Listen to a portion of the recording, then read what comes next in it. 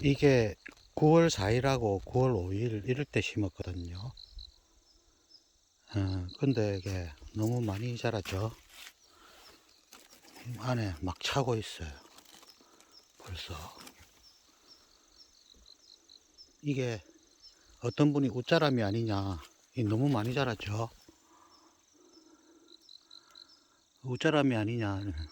잎 채소에도 웃자람이 있는지는 모르겠는데, 잎 채소인 경우에는 처음 들어봅니다. 잎 채소에도 웃자람이 있나요? 그 두께를 보고 전체적으로 다 같이 자랐어요. 웃자람이면 이거 좀 많이 차고 있네. 조금 모양이 조금 다른데요.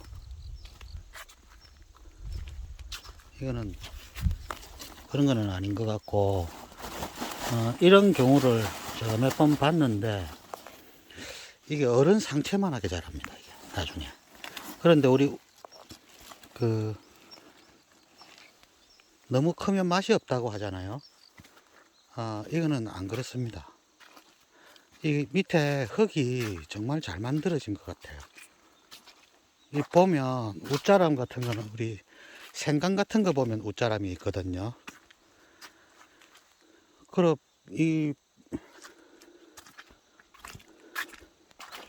좀 무성한 걸 봐야겠죠. 이게 보면 생강도 보면요, 요 절간과 절간과의 사이가 1cm도 안 돼요. 요거는 한 1.25cm 정도. 요 사이가. 그러니까 아주 촘촘하죠. 이런 게 잘 자란 겁니다, 이게.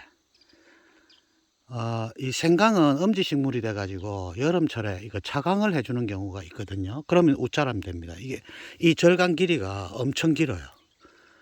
그런데 이거 1cm도 안 되잖아요. 절간 길이가. 절간과 절간 사이가. 아주 촘촘하죠. 이거는 아주 이게 밑에 이게 기대가 됩니다. 저기 보면 꽃대도 엄청 올라왔네. 그렇죠. 저기 꽃대 보세요. 이 꽃대는 상당히 큰데? 꽃 피겠는데, 이거? 이야, 생강꽃 구경하나? 그래, 이제 이런 경우에 이제 웃자람 뭐 이런 이야기를 하고요. 잎채소는 웃자람 이야기는 못 들어봤습니다.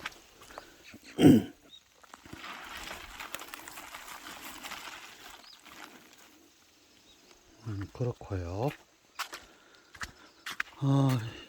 이 밑에 거름이 엄청 많이 들어갔죠. 아이고, 뭐, 손이 요만한데.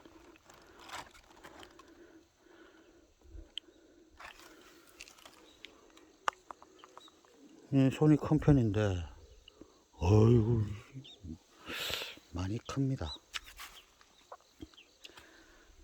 이게 그 밑에 거름을 좀 잘 했죠.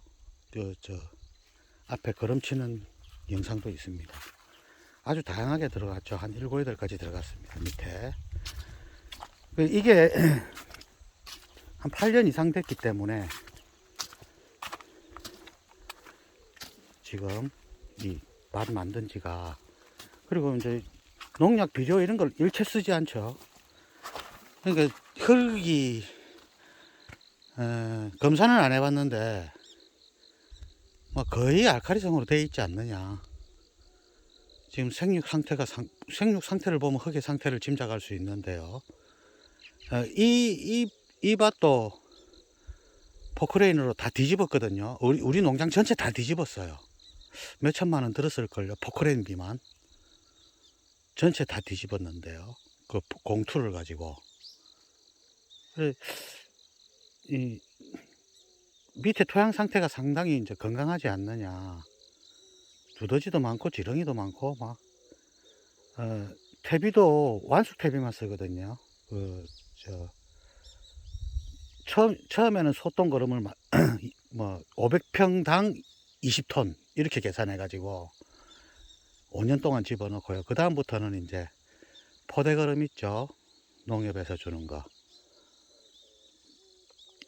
포대당 보통 시중에서 사면 4,500원 하는데 농민들은 지원이 있어서 2,700원, 저는 2,700원에 사거든요.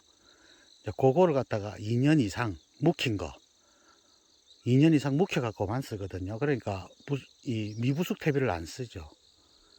그것도 혹시 가스 피해가 있을까봐 아직까지 비가 와서 장만을 못했는데, 마늘밭 오늘 10월 5일이죠. 아직 괜찮습니다.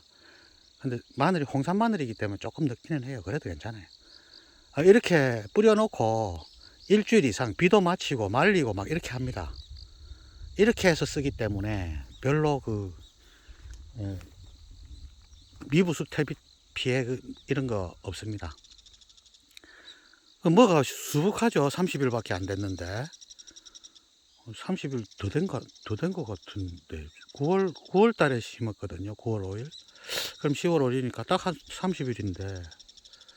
뭐 이렇게 무성합니다. 어른 상체만하게 나올 것 같습니다. 근데 그게 맛이 없느냐? 아닙니다. 맛이 없는 이유는 양분이 없어서 그렇겠죠. 근데 이 거름을 충분히 했기 때문에 좀 과할 만큼 했죠. 그러니까 이 맛이 있어요. 어른 상체만큼 많이 키워봤거든요. 다 그렇지는 않은데 몇몇 개씩 어른 상체만하게 한 10% 정도는 항상 어른 상체만하게 키웠는데, 찍어 먹으면 정말 과일입니다. 과일. 밑에 양분이 많으면 그렇습니다. 그럼 이제 너무 지금 잘 자라니까요. 여기 햇빛이 좋거든요. 햇빛이 하루 종일 들어옵니다. 산골인데 여기 해발 400m쯤 되는데 우리 농장만 불쑥 솟았어요. 우리 농장만 이렇게 저기 동쪽이거든요. 그러니까 저기 서쪽이거든요. 그러니까 해가 엄청 잘 들어오죠. 산골치고는. 환경이 정말 좋습니다. 저 앞에 보면 끝내주죠.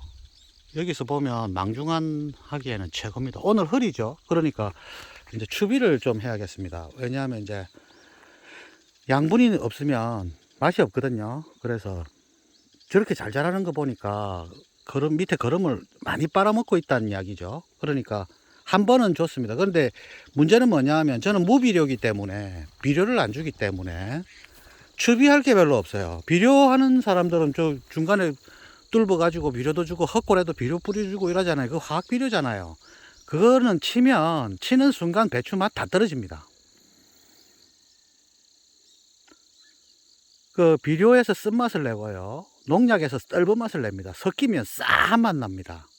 배추 본연의 맛이라고 생각하는데 그거 잘 모르는 겁니다. 그래서 이제 저는 퇴비차, 봄에 만들어 놓은 퇴비차 있죠. 이렇게 숙성됐어요. 끝내주죠. 퇴비차만 넣은 게 아니고 퇴비차에다가 바닷물하고 3분의 2는 퇴비차고요, 3분의 1은 바닷물이고요. 그 다음에 이제 뭘 넣냐면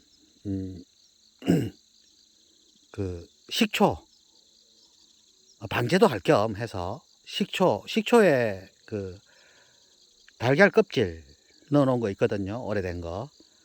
그거를 조금 넣고요. 그 다음에 이제 물고기 광어 있죠. 아미노산이잖아요. 물고기 광어, 그거를 갖다가 액체로 만들어 놓은 게 있어요. 그 10리터에 10만원 합니다. 그걸 좀 넣고요. 그러니까 뭐 넣냐면 퇴비차, 바닷물, 그 다음에 식초, 달걀 껍질 녹인 식초, 그 다음에 광어 액비, 요렇게 넣었거든요. 퇴비차만 해도 충분합니다. 퇴비차만 해도 좋은 추비가 될 겁니다. 그러니까 이게 이제 흐린 날이니까 이런 날을 대비해서 주면 좋죠. 작물의 영양도 잘 안 가고 양분이 밑으로 잘 빨려 들어갑니다. 그러니까 바닷물 같은 거 없으면 소금 녹여서 하면 됩니다. 소금 조금만 녹여야 됩니다. 많이 녹이면 피해가 좀 있을 수 있겠죠. 근데 소금 좀 써도 됩니다. 근데 이제 바닷물이 더 좋아요. 바닷물 속에는 미네랄이라든지 미생물도 많고 바닷가에 갈 때마다 떠옵니다. 저는 그 통을 잘 골라야 되겠더라고. 한번 터져가지고 차 안에 완전히 물바다 된 경우가 있었는데, 그거 이 통을 튼튼한 거 이 구해가지고 통을 아무리 의심해도 부족함 없습니다. 만약에 한 번만 터져도 차 속이 물바다 됩니다. 그러니까 조심하세요. 그러니까 그 밑에 그 비닐도 깔고 막 이렇게 다 방비해 갖고 하세요. 쿵쿵 하다 보면 터지는 수가 있어요. 그 통이. 그 소금이나 뭐 밭에 소금이나 그 바닷물 쓰면 염류 피해가 있지 않느냐. 그거는 염류를 잘 모르셔서 그래요. 염류하고 염분하고 틀려요. 이걸 설명을 해도 염자가 들어가니까 염류가 소금이라고 생각하거든요. 근데 아닙니다. 뭐로 예를 들면 좋겠나? 이렇게 생각해 봅시다. 우리 강 같은 데 있죠. 강 같은 데. 물이 고여 있죠. 여름철에 녹조 라떼가 되죠. 그럼 녹조가 꽉 끼잖아요. 그 왜 그럴까요? 영양이 너무 과한 거죠, 물에. 그러니까 녹조가 확 이제 번식을 잘하는 거죠. 그런 이유로 보면 됩니다. 무슨 말이냐? 밭에 부영양화가 심하게 됐다, 이 말이죠. 그러면 우리 노지에는요, 염류 피해가 없습니다. 비가 오고 습게 내려가고 이렇게 하거든요. 그런데 비닐하우스에는 이 비료를 계속 치거든요. 가면 갈수록 더 세게 칩니다. 농약도 심하게 칩니다. 왜냐하면 그 비닐하우스 속이 작물이 자라기 환경이 좋잖아요. 따뜻하고. 그러니까 벌레도 살기 좋다는 거죠. 그러니까 가면 갈수록 세게 칩니다. 거기가. 그러니까 이 비가 와서 쉽게 내려가지도 않죠. 그러니까 거기에 부영양화가 생긴다 이 말이죠. 그래서 일정 기간이 지나면 작물이 안 자라요. 그래서 주변에 보면은 비닐하우스 업자들은, 제가 몇 번 제가 본 것만 이야기합니다. 봤는데 한 5년 정도 비닐하우스하고 다른 데로 가버립니다. 그러니까 자기 땅에 잘 안 해요. 다 임대해서 합니다. 그 5년 지나서 가보면요, 그 흙 다 죽어 있어요. 이제 그런 게 염류 피해고요. 노지에 소금 조금 쓰거나 바닷물 쓰거나 이 염류 아닙니다. 그 염류 피해가 부영양화 피해다, 뭐 이렇게 이해하시면 제일 편하겠네요. 그런 맥락이지 염분, 소금 뭐 이런 피해가 아니라는 거죠. 잘 모르고 하시는 말씀이에요. 소금을 좀 주면요, 당도가 상당히 높아집니다. 바닷물 주면 좋아요. 미생물도 있고. 이거 지하수 퍼 올렸거든요. 깨끗하죠. 아이고 한 손으로 하니까 아이고 할 수 없다. 그냥 담가보자. 한 손으로 하니까 잘 안 되네요. 이게 지금 태비차가 봄부터 지금까지 숙성이 돼 가지고 완전히 막 간장 색깔이죠. 물에 섞어도 새카맣습니다. 아이고. 끝내줍니다. 이거 주면 또 난리 나겠네요. 이것만 줘도 됩니다. 추비로. 상관없어요. 두 번째입니다. 두 번째. 새카매졌죠. 깨끗하던 물이. 그래가지고 어떻게 주느냐. 좀 섞어주고요.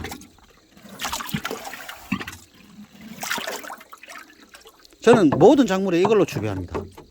왜냐하면 비료를 안 주니까. 비료 주면 맛 없습니다. 바로 막 쓴맛 납니다. 쓴맛. 비료 많이 주면 안 됩니다. 저는 비료 아예 안 씁니다. 그리고 위에 이렇게 주면 이게 깔때기처럼 밑에 빨려 들어가요. 오늘 같은 날 비가 한번 왔기 때문에 흡수가 더 잘 되겠죠. 그러니까 이렇게 그냥 주면 돼요. 그러면 이게 뿌리 쪽으로 빨려 갖고 내려갑니다. 깔때기처럼. 배추가 그렇게 생겼잖아요.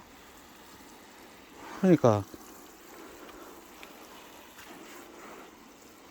뭐 이 정도만 이래 주면 연면 시비도 됩니다. 이게 여기에 뭐 칼슘이니 뭐니 뭐 다 들어 있습니다, 그냥. 그리고 또 광어 액비까지 있죠. 아미노산까지 있어요.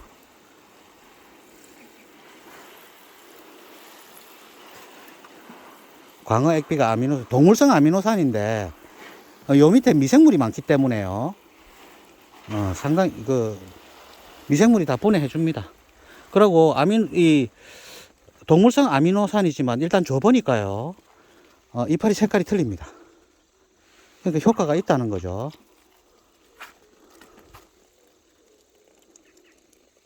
그러니까 이렇게 주면 돼요. 이 보면은, 와, 이건 진짜 상체만 합니다, 상체만.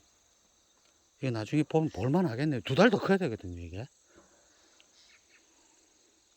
그래서 지금 좋네요. 처음에는 8월 25일 막 이렇게 심어도 그렇게 안 컸었거든요. 근데 흙 상태가 정말 좋아진 모양입니다. 이 보면 한번 볼까요? 지금 비 많이 왔거든요. 근데 보세요. 이 보세요.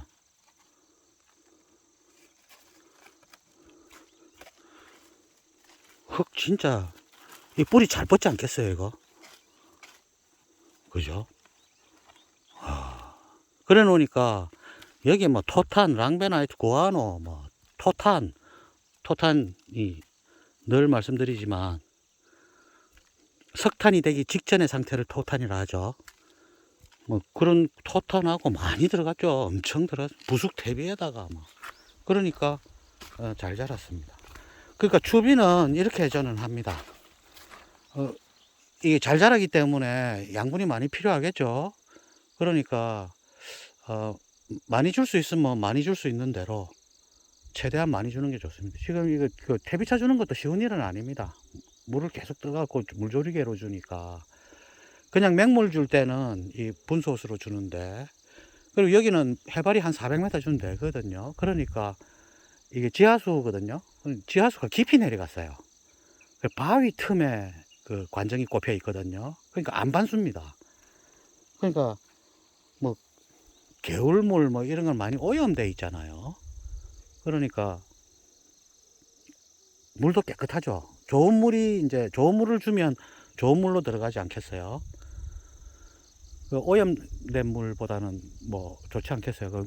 여기 또 물맛이 좋아요. 물맛이 바위 틈에서 뭐 미네랄이라든지 이런 게 많아서 그런지 뭐 백산수 뭐 삼다수 이런 거 싱거워서 못 먹어요. 그러니까 여기 끌어올리는 데도 없고 막 이러니까 물이 좋습니다. 그래서 그 물 주니까 잘 자라요. 확실히 잘 자라요.